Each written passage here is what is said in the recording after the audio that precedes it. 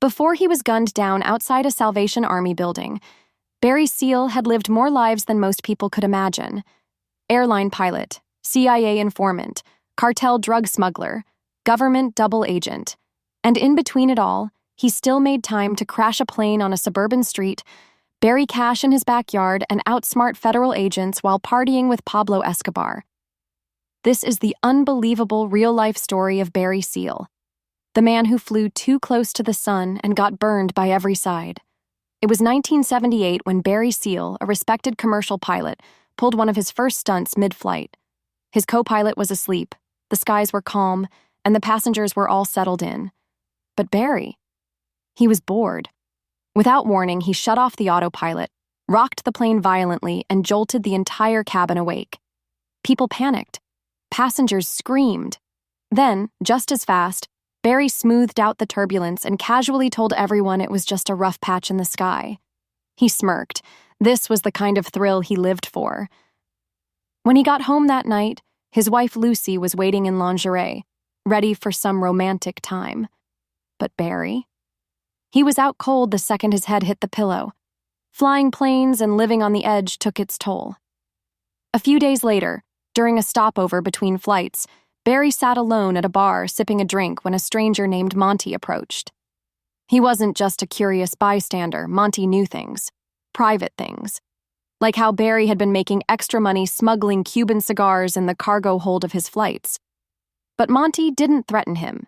In fact, he offered Barry a job. Monty was CIA.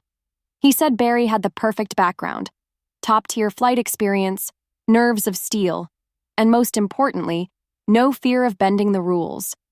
Monty took him to a private hangar and unveiled a sleek, powerful aircraft, the kind of plane most pilots only dreamed of flying. The offer was simple: fly covert reconnaissance missions over Central America and report back with photos of Soviet-backed insurgents. No one could know, not even Lucy. Barry hesitated. Lying to his wife wasn't easy, but the temptation, the danger, the speed, it was impossible to resist. Barry agreed. The first time Barry took off in the CIA jet, he felt alive in a way he hadn't in years. He flew low, dangerously low, snapping photographs of rebel camps and communist supply routes. Anti-aircraft fire erupted around him, but Barry didn't flinch. He had total control. The images he brought back were so precise, so useful, that Monty's bosses couldn't stop singing his praises. But the money? It was a joke. Barry was risking his life every day, and Monty kept promising a raise that never came. Barry's missions took him deeper and deeper into dangerous territory. He was flying through jungle valleys in Honduras and Nicaragua, dodging enemy radar and taking pictures of Soviet cargo shipments. He started tweaking the plane, adding extra fuel tanks, stripping out seats to make it lighter, faster, harder to catch. But Barry wasn't just flying for the CIA anymore. On one trip to South America, while refueling at a remote airstrip, he met a man named Jorge Ochoa. Ochoa wasn't some military commander. He was the face of something even more powerful, the Medellín Cartel. At first, Barry said no. Drugs? That wasn't his game. But Jorge laughed. You already work for the government. You already lie to your family. Why not get paid for it? Barry flew home, but the offer stuck in his head. The CIA had him risking his neck for pennies. The cartel was offering hundreds of thousands per flight. No taxes, no paperwork, just cash. And so, Barry started moonlighting. By day, he flew for Uncle Sam. By night, he was dropping off duffel bags full of Colombian cocaine in Louisiana fields. The cartel loved him. He was reliable, fast, and knew how to avoid radar like a ghost. Soon, Barry wasn't just flying drugs. He was living like a king. He bought a fleet of planes, moved his family to a mansion in Baton Rouge, and buried stacks of cash in the yard because he couldn't launder it fast enough. Lucy, his wife, started noticing. But Barry told her he was running freight for oil companies. South American cargo, he'd say with a wink. But the more money Barry made, the more reckless he got. He hired old pilot buddies to help him expand. He was flying in and out of Mena, Arkansas, using a small, out-of-the-way airport that barely showed up on maps. No tower, no feds, no oversight. Perfect for trafficking. And that's where things started to crack. One night, Barry came home covered in sweat. He'd just had to ditch a plane in a lake and swim to shore after narrowly escaping a DEA raid. Lucy was furious. He told her to pack the kids. They were moving. Again. They relocated to a quieter neighborhood, but the heat didn't go away. One by one, his pilots were getting caught. The DEA was closing in, and the CIA? Nowhere to be found. Monty had disappeared. Barry started to panic. Then, one morning, the feds knocked on his door. Not the DEA, not the FBI, the IRS. Turns out the government didn't care that Barry was smuggling cocaine across borders. They cared that he hadn't paid taxes. Facing decades in prison, Barry made a deal. He agreed to flip, to wear a wire, become an informant, and betray the cartel. His mission? Go to Colombia, meet Escobar himself, get it all on tape. It sounded like suicide. No one just walked into Medellín, met Pablo Escobar, recorded a conversation about drug deals, and lived to talk about it. But Barry Seal wasn't just anyone. He flew to Colombia under the pretense of expanding his smuggling operation. The cartel welcomed him back with open arms. They trusted Barry. He'd made them millions. What they didn't know was that hidden inside his plane, buried in the fuselage and cockpit, were CIA-grade surveillance cameras, motion-triggered, high-resolution, audio synced. Barry shook hands with Pablo Escobar, with Jorge Ochoa, with Carlos later, all of it on tape. Back in the U.S., the DEA and CIA nearly fainted. This was gold. No one had ever gotten that close, especially not an American, and lived to tell about it. Barry had just pulled off one of the boldest undercover operations in U.S. history, but the government made a fatal mistake. They leaked the operation. Maybe it was the press. Maybe it was politics. Maybe someone wanted to brag. But soon enough, the photos hit the media. Grainy shots of Pablo Escobar unloading kilos of cocaine. And behind the lens, Barry Seal. His cover was blown. Overnight, Barry became a walking target. The cartel put a price on his head, his phone was tapped, unmarked cars followed him, his family had to move again, his marriage fell apart, but the U.S. government didn't reward him. They didn't protect him. In fact, they barely acknowledged him. The DEA still wanted him prosecuted. The Louisiana district attorney refused to cut him a deal. And the White House? Silent. Barry Seal had risked his life to bring down the world's biggest drug cartel. And now he was all alone. Desperate, Barry tried to outmaneuver the system. He agreed to testify in open court. He thought that if he went public, the government wouldn't dare let anything happen to him. He was wrong. His testimony made headlines.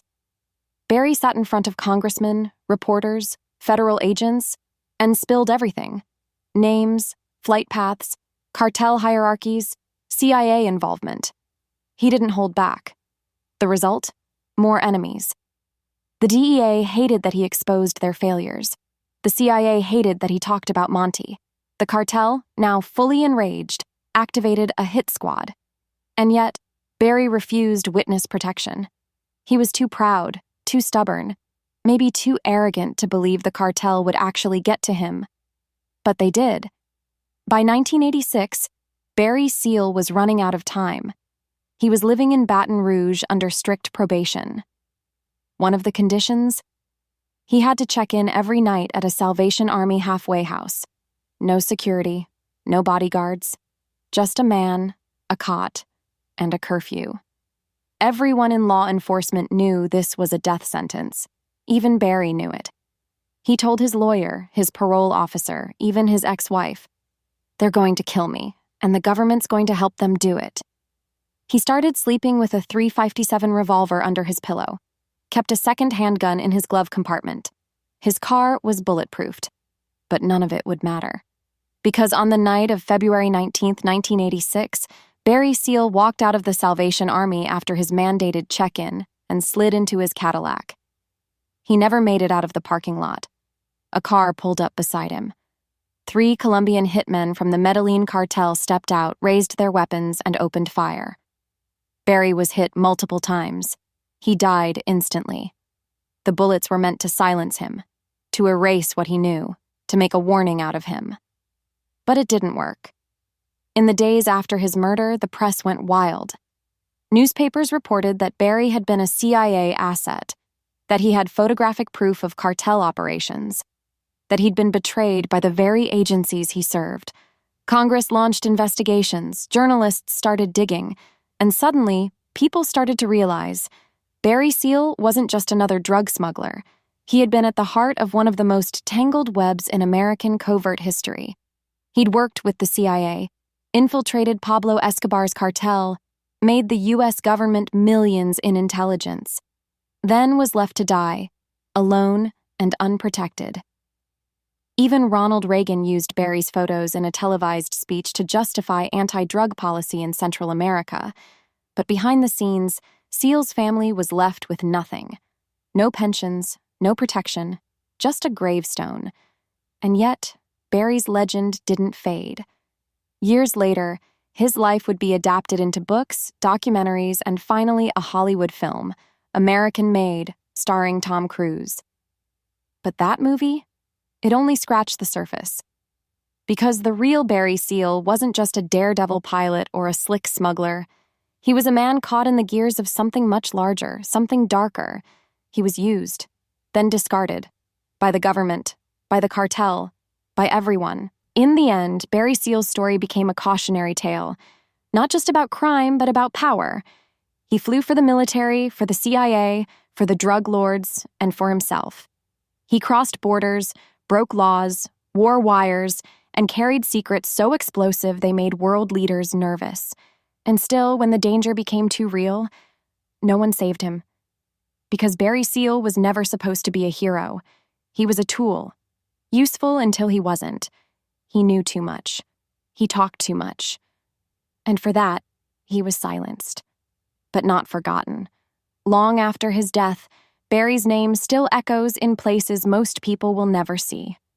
In CIA files that remain redacted, in DEA case studies, in the bitter memories of agents who knew what happened but couldn't stop it, and in the curious eyes of anyone brave enough to ask, what really happened to Barry Seal?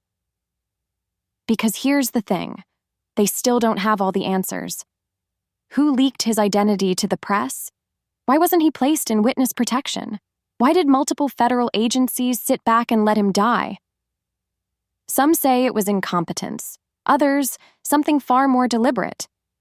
Maybe the biggest threat wasn't the drugs Barry flew in or the pictures he took, but the proof he had that the war on drugs was never really about stopping drugs.